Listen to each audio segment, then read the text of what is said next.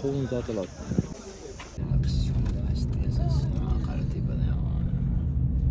Odamlar mana shu uylarda yashashgan. Territoriya shunaqangilarida kattaki, mana gap yo'q. Biz tasavvur qilishingiz uchun mana shu 100 kilometrdan beri shunaqa yo'llar yuribman.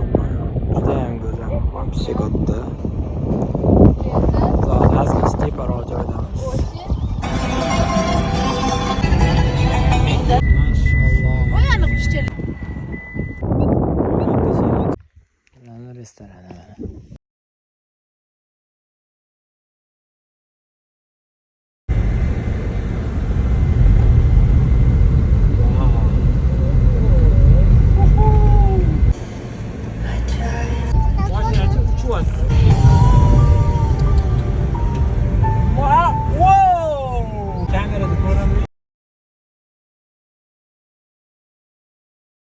Hozir mana Aydar ko'lga plyajga keldik.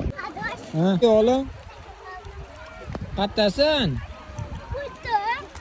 Bolalar mazza qilyapti. Rost egasim kelib dam olib mazza qiladigan joy. Ko'rsanglar, biz Dubayda bunaqa emas. Qalay deyaptimi? Ha, o'g'lim. Og'zingni yopgin, suv kirmasa, xo'p? Bo'ptimi?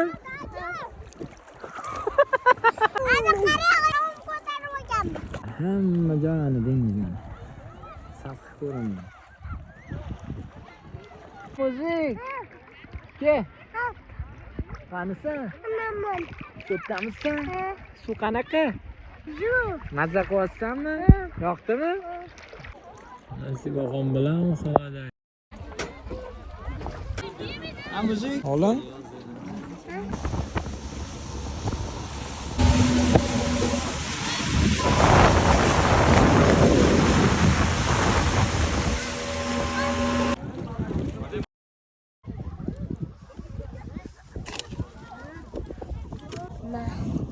Nima yeyapsiz o'g'lim?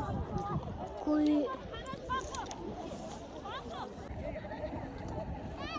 O 30 metr, 50 metr borsa ham cho'kmaydi. Shunisi dengiz, ana ishda turizmni rivojlantirish.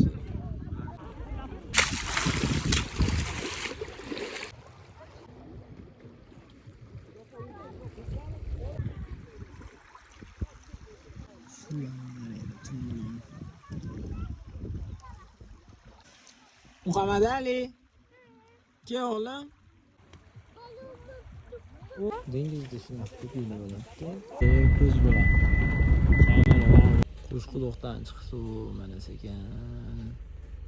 Qo'limga qarab ketyapmiz. Вообще go'zal manzara.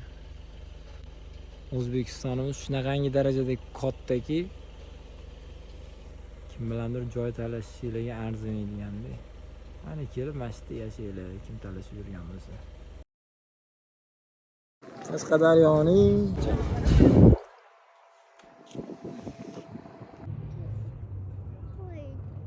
mana Shahrisabz. Buyog'i Qarshi Kitob.